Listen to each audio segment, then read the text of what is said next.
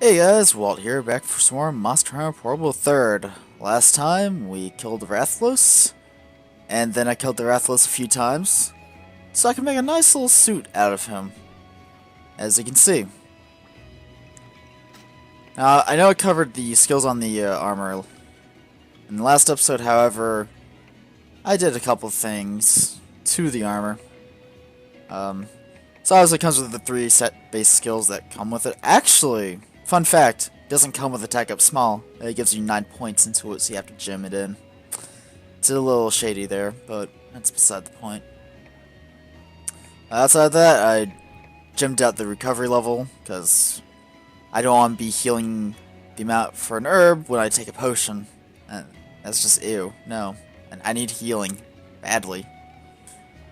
And since I had 5 slots left over, there is a useful skill called Sharpener that, like, basically make 1-slot gems that give you 2 points to it. So if you have 5 slots left over in your armor, I highly recommend this skill. If you're a Blade Master, it doesn't work with Gunners, obviously, but what it does is it significantly decreases the speed of sharpen, or decreases the time to sharpen. Ooh, I almost messed up there. Ooh, good thing I caught myself. So instead of taking like 4 strokes of your blunt instrument, yeah, sharpening hammer still doesn't make sense. You only take 1 stroke, so it's like 1/4 the time wasted. So sharpening in the middle of combat, it's actually viable now, instead of being greedy. But alongside making the armor set, which looks very nice in my opinion, I also gathered enough materials to upgrade an old friend, the Corpeko hammer, into a Rathalos hammer, which is just badass. It's like his head. I just like love smacking heads with head. Unfortunately, once you get to like the rare 3 stuff, it'll be a while until you upgrade your weapons. As you can see, I need Wrath Carapace and Wrath Medulla. Nah, those aren't going to happen anytime soon. Those are high rank items. And same with the Zinogre one. Now, and of course, requires the Zinogre rare item too. Just like the low rank hammer. I love my life. Also, since I was farming for so much while I was away, I accumulated quite a few Yukimo points to spend on the farm. I've put some thought into what to upgrade, and, honey. Easy decision. Also, mushrooms. Also pretty easy decision. Now I'm out of points. That's kinda sad. But anyway. Another nice bonus with this armor set is the fire attack, which definitely makes this hammer better. Now, let's absolutely demolish something. Something new. The Barioth. Because I need stuff from him to upgrade the ice hammer, so may as well show off my new armor set and get what I need. Part of me is already predicting that I have to fight 2 of this guy to even go over his moveset, as expected, really. Just because while I was farming for parts to make the hammer, I had the full set of Rathalos armor on, and I killed the Rathalos, like, in 5 minutes, both times. Took me 2 Rathalos to make the hammer. It's a little ridiculous. Gotta love that 6 Rathalos shell requirement, but it's whatever. But our target this time usually starts in 6, but I have a feeling he actually starts in 2 with the cutscene. I was right.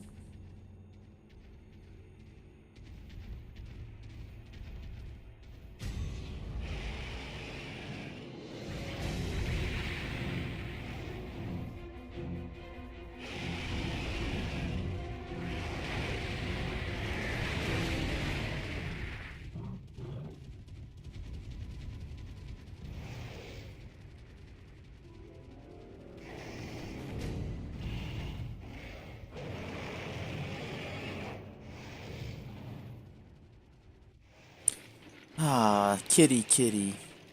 So ferocious, though. Kitty is not happy. Anyway, the Barioth is a ice elemental flying wyvern. Kinda weird that he's not a fanged wyvern with those fangs, but he does have wings, so it makes sense. Barioth is a very fast kitty. He likes to jump around and not look at me when I want him to. Oh, well now you do. He also has limited flight, but he is not like the Rathalos in that it's not his main way of fighting you. The Barioth has... Excuse me. Has 4 breaks. His head, both of his wings, and he can cut his tail. This is one of those fights where it's actually recommended to break the wings, as it will actually make him like stagger a bit when he tries to jump around. It's pretty useful. And as expected, the Ice Kitty is weakest to fire, like a good number of monsters in the tundra.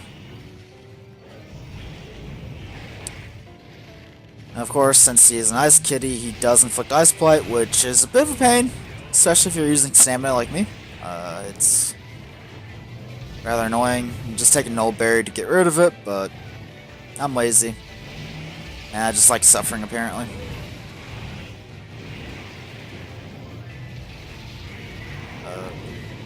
The Ice Tornado that he's doing right now, if you get hit by that, you'll become a snowman, which is not something I want to build right now, but basically snowman status is equivalent to the Barioth's mud status. It's pretty annoying, and the only way to get rid of it is to use a cleanser or wait. Of course, you can speed up the waiting by rotating your control stick, but outside of that, there's no real reason to, you know, do that.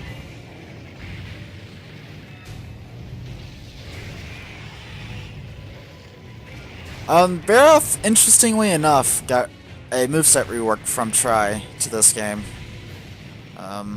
They decided that he was too close to resembling another monster that returned in this game, so they're like, let's change him up a bit. I'd say they made him easier in this game because of it. He's less quick, surprisingly. I know. So if he's in rage mode, he will like jump and then do that charge attack as you've seen. However, if you break his wings, I don't think he can do that anymore. And this guy, you definitely want to break the parts on his body. I believe all of them give rewards that are either rare or unattainable otherwise. So, yeah, definitely want that stuff. Also, the tornado does have a forgiving hitbox, so I wouldn't worry too much about getting hit by that.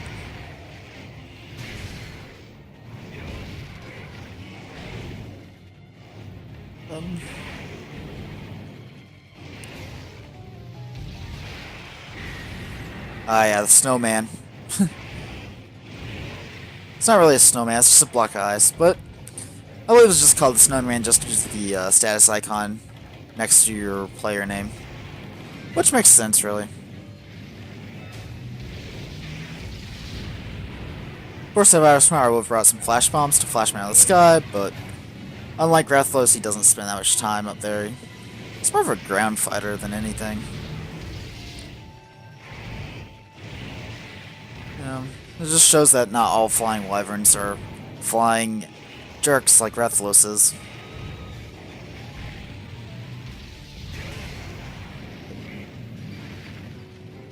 Oh, he's a tired kitty. And like a lot of other monsters when tired, they kind of lose their projectile privileges. Like, they just check their privileges, and they're like, oh, I'm a monster. Can't do this.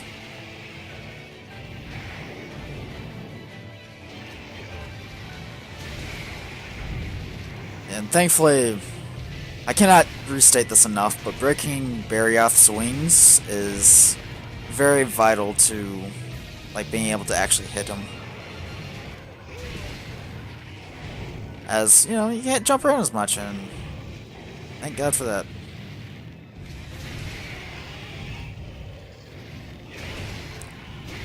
Oh, he just took off. This one's living longer than the two Rathalos I fought before this video. That's a good thing. Because I was actually, like, afraid that this armor set was overpowered because a weakness exploit is busted. It's crazy how much damage that skill allows you to do. Okay, not Rathalos. Barioth is a jerk when he comes in. Because he will specifically attack you. Like that. He does not like you following him. He's like one of the only monsters in the series that do not fly down peacefully like Rathalos and Rathian that we've seen.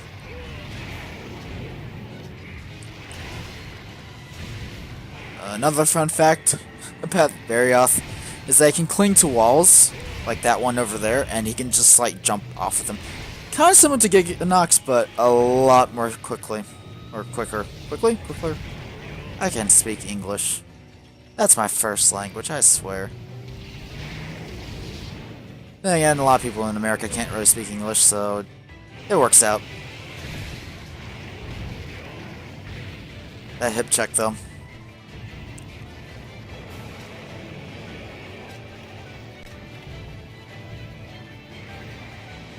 Oh, my kitty. Poor kitty's about to sleep, or... yeah, he's about to go to sleep. Or ever. As you can see the speed sharpening, I just sharpened that interest. Sharpened that interest a little. Listen to me. Maybe I should start doing a counter with how many times I flip my English. I feel like that'd be interesting, but I'm also too lazy to do that. Speaking of flipping English, Barioth's name. It's a little too similar to Barioth in my opinion. In fact, at first I actually confused the two quite often. And a lot of my friends, or ones that got into this game, also confused between the two. Because it's literally like a one-letter difference. It's pretty annoying. Oh, am I actually about to get all the things that I need? Because I need 3 frost sacks. Yep. Oh, gee, thanks, game. I really appreciate that. Like, a lot. Oh, I only had to fight him once, and I got a carpenter bug I needed for someone's armor. Because I'm making some special armor for a special fight.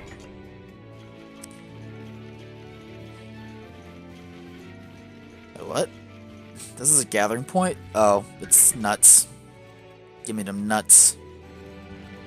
Hit me with that gay shit.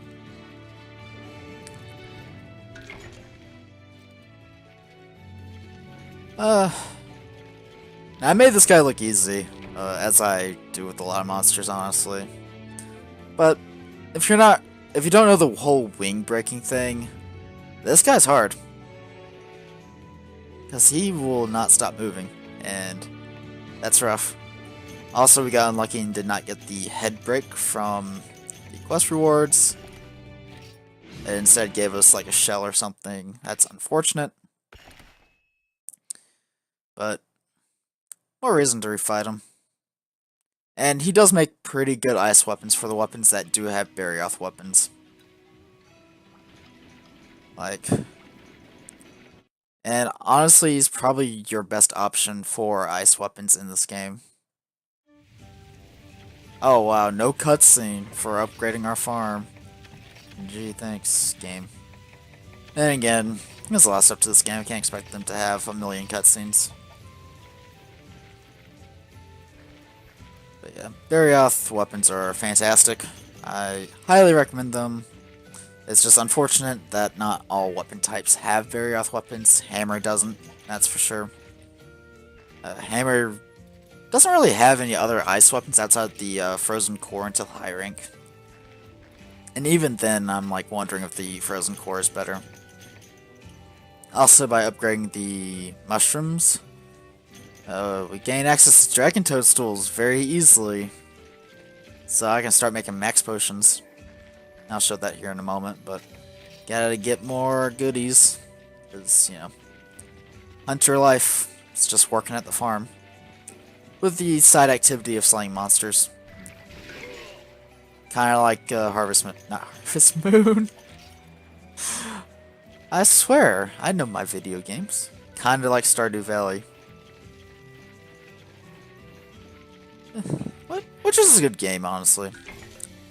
Though the amazement of it did wear off on me after like 25-ish hours. But hey, that's above average for video games, so. If you're into just like farming games, or actually, even if you're not, because I didn't think I was, and I enjoyed what I did. Because there's a lot to do, there's more than just farming, it's also hunting. I don't know why I'm talking about Stardew Valley all of a sudden, but it's probably because I was trying to mention, like, oh yeah, fighting stuff's a side activity. Just like in Stardew Valley. I almost said Harvest Moon again. I can brain. That's what I get for recording after being awake for a very long time.